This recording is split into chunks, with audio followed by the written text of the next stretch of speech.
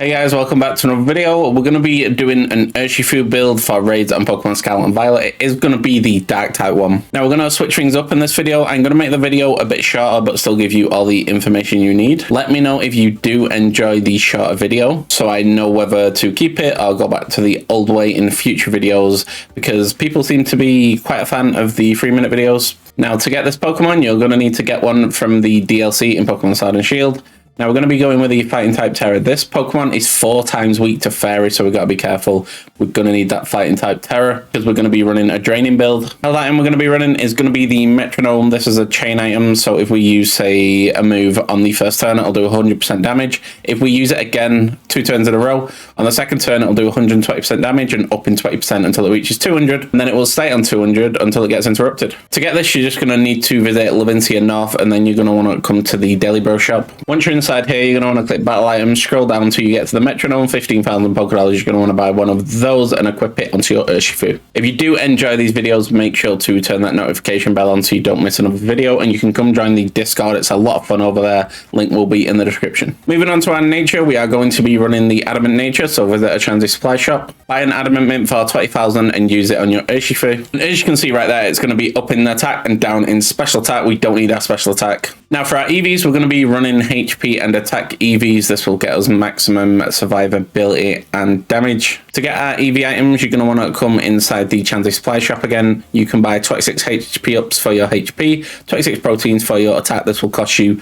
520,000 Pokedollars. So usually here I would show you everything to do with the EVs. I'm going to show you where to buy the items. You can go in the Daily Bro shop. If you want to do it the actual manual way, it takes longer but you save money. Click on general goods, scroll to the bottom, power weight and power bracer. You will need everything about that way of doing EVs will be in a link in the description if you want to go watch that, but by now I'm guessing most of you kind of know where to train your EVs. So for your max IVs, you want to click on main menu and then click on boxes, hover over your Urshifu. It will tell you on the right after you click the plus button how many max IVs you have, and you'll need max IVs on everything except special attack. To get these, you just want to visit a Daily Bro shop and then go down, click on general goods. The first item will be a bottle cap. Each bottle cap is 1 max IV.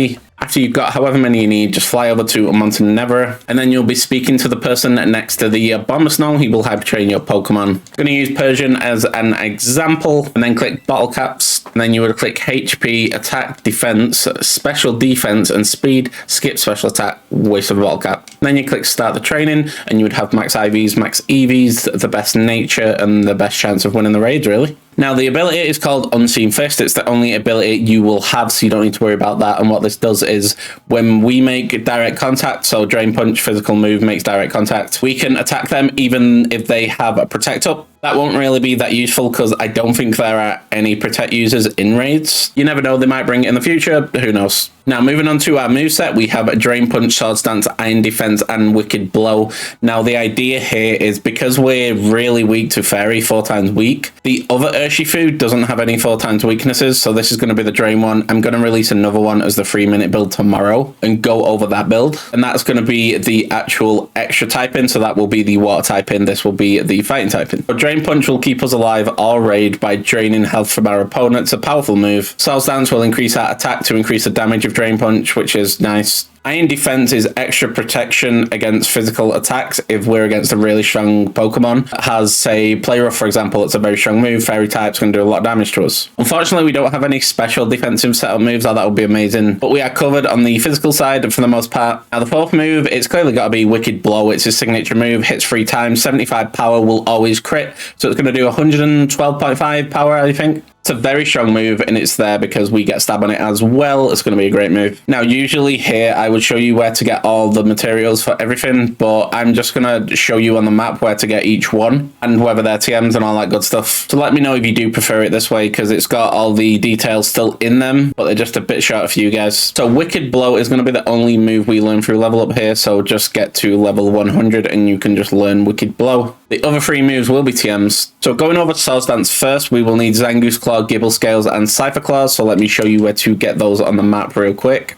So Cypher, what you're going to do is fly over to Castle Royale Watchtower number 1, drop down on the lakeside, and you will just search this area right here until you find it. Gibbles, you will come to Alphanada, go in the cavern, go inside there, you can find Gibbles in there. And for the Zangoose, what you want to do is you will fly over to the shrine, climb the wall, and you will find a Zangoose right up here. Damn, that was quick. Now for Drain Punch, you will need Krogunk, Poison, Mankey Fur, and Crabrawler shells, so let me show you on the map where to get those. But for Crabrawler, you'll fly over to East Province Area 3 Rest Stop, down to this island here, take one out. There's loads of them there. For Krogunk, you want to fly over to South Province Area 5. Krogunk's in this little swampy area right here, and if you go a bit further up, like right here, you can find Mankey. Now for TM 104 Iron Defense, we need Bronzer Fragments and Pineapple Husks, so let me show you where to get these. So for Pineapple, you want to come right up here to Gracia Stones, and you can find Pineapple and Fortress along this path right here, especially in this water right here. Now for Bronzer, you want to fly over to the Asado Desert Watchtower and come over to these ruins right here. You can find them there, tons of them. Now that was the quickest moveset summary I've ever done in my life. That's why you're going to get all the moves. If you're enjoying this video so far, smash that like button and let's get into some raids. Even though the video has been sped up a bit to make it more enjoyable for you guys, there will still be free raids so you can actually see how powerful it is on average. And the first one of those is going to be a 6-star rock type Frostmoth. Let's get straight into it. So we're going to use Swords Dance first turn. They are not a physical attacker and they pose no physical threat, so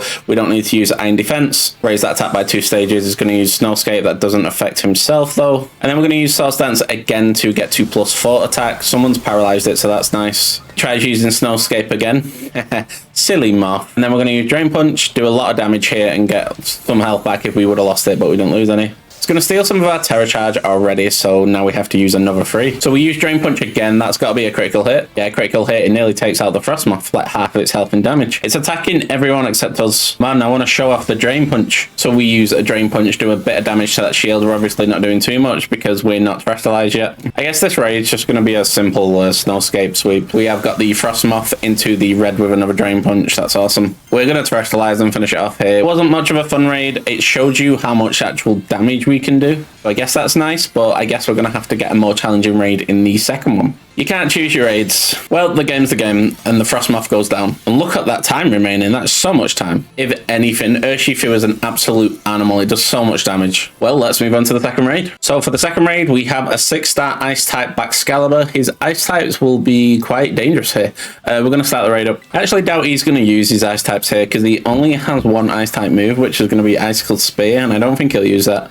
I think he'll prefer to use Dragon Rush. We got a Tauros. We don't need to use Iron Defense because of the Tauros, so we'll just use Swords Dance. Swords Dance, increase that attack by 2 stages. Good thing about Urshifu as well, he's quite a speedy boy. Oh, he's an actual Ice type, so that Snowscape will actually be effective this raid. Dang. And he has Ice Body, and he's going to use Body Press. Okay, super effective. Good job we used good job we had the Intimidate user. Now we're going to start using Drain Punch. It won't do as much because of the Snowscape, but he's doing nothing. This might be interesting. I'm going to use a 3rd Swords Dance just because of the Snowscape. Now we're on max attack. Should be doing a bit more. He's healing every round as well with Ice Body. A bit of a Drain Punch, doing a little bit more. We're just going to stack them up with the Metronome that we're holding now. We steal some of our Terra Charge, that is fine. He brings the Snowscape back out because it just went. We're going to use Drain Punch, do a bit more damage. One more shot and he's below half and the shield will probably go up. If it doesn't go up now, the shield does go up. Do we have our Terra Charge or did he steal some? We do not. He did steal some. Okay. We'll just use Drain Punch here, do a tiny bit of damage. The real damage is going to come after we Terastallize. So he hits us with a pretty strong Body Press. Now we're going to Terastallize and hit him with Drain Punch. I've never seen a Baxcalibur do the old Body Press combination. Yes, I've never fought an Ice-type Terra Baxcalibur before. So we're going to use Drain Punch here. It does a lot of damage, half the shield. Now hopefully he doesn't nullify us here because we need to do the other half of the shield as well. He removes negative effects from himself. That's fine. We're going to use Drain Punch again. This should break the shield, if not be on the surface of breaking it. Yeah, we do break the shield. Go back to full health. It's a shield breaking. Gotta say, this was an interesting raid at the very least. Going to use Drain Punch again, see how much damage that does. It does. Oh, it nearly takes it out in one shot. We've got a lot of damage going with the Metronome item at the minute. We're on quite a high chain. He nullifies us, but that's fine because the AI finish him off anyway. That Body Press was fun. Good job we have high defense, so that might have been quite dangerous there. I suppose we had Iron Defense if we really needed it. Let's move on to the third raid. Well, we have a 6-star normal type Dondozo. This could be trouble if we get put to sleep too much, but we're going to see how he goes. Let's begin. We should get some good Mystica out of this, hopefully. But it's going to keep interrupting our metronome stack, so that's pain. We're going to use Iron Defense just because of when we're asleep, it could do a lot of damage to us. He's probably going to turn one, remove negative effects from himself. He's going to use Wave Crash. That is amazing. No yawn for you. He might use yawn now we've used Iron Defense though. There's the remove. That's when you know you've just fought Dondozos too much in it. So we're going to use Swords Dance, raise that attack by 2 stages. At least now we're guaranteed a +4 attack before he puts us to sleep at the very minimum.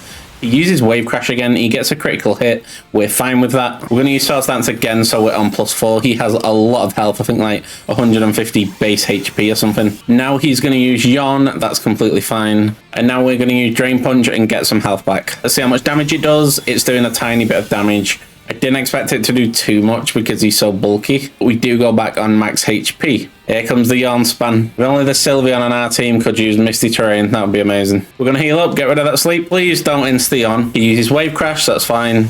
We're going to use Drain Punch. We have all our actual attack rises at the minute, so that's going to do a decent amount of damage. We go back to full health because of the Drain Punch. For situations like this, you can use Life Orb just so you can guarantee yourself the 30% damage boost every single turn. He uses Wave Crash, that's amazing. He's going to bring up his shield, that's a lot of shield. He uses Rain Dance, that's going to increase his damage now. We don't have our Terrestrialize yet, we need one more attack. There's our Drain Punch. Now we've got our Terrestrialize, we do get a critical hit, which is nice. He's probably going to Wave Crash because it does a lot of damage. Oh no, he's going to Yawn. I was about to say I'm glad he's not just spamming Yawn every single turn he gets the opportunity to, but looks like we thought about it a bit too early. So we are now a pure fighting type. We have Terrestrialize, we get the double stab, and hopefully we do a lot more damage. Let's see how much damage we do this turn. It's a good amount of damage. That was a lot of damage to the shield. We're going to go back up to full health. He's going to use Yawn even though we're already drowsy, so that's a wasted turn on his part. He's going to nullify us. Interesting. We have 2 heals left. We're going to use one right now. This is where we use Iron Defense because we definitely need to bulk up that defense again. The Rain plus the Wave Crash is just incredible right now. He uses Yawn instantly, that's a shame. Now we're going to use Swords Dance, so we're on +2 defense, +2 attack when we go to sleep. That's not too bad. Rain has gone, so even with a crit there, we would have been fine. Sorry for the drawn out raid, guys, but you know how these Dondozo Pokemon can be and all these sleepy raiders. We're going to use our last heal here to wake ourselves up. Doubt he insta-Yawns. I think he's just going to use Wave Crash. Yep, there's the Wave Crash. That guarantees us max attack, I think we're going to go to here. Depending on what he uses here. I don't know, we might change our mind. We're going to use Swords Dance here, now we're on +4 attack. He uses Yawn. We survive a few attacks here. We're going to use Swords Dance again and get a max attack. If he nullifies, I think we lose the raid here, but I don't think he will. Oh no, he crits. Wait, we use Drain Punch, what? I thought we was asleep there. We go back up to full health though. I'm not complaining. Maybe it give us a break because he crit us. No, we did go sleep. It just delayed it a little bit for some reason. I'm glad it delayed it. You don't see me complaining. We are asleep. We can wake up next turn minimum. Hopefully we do wake up here. That'd be amazing. No, we are still asleep. I'm guessing we will wake up next turn. Then it'll be 3 turns. That's kind of like the average of when I wake up usually in these raids. We are still asleep. We got very unlucky there. He gets hit with recoil and breaks his own shield. That's hilarious.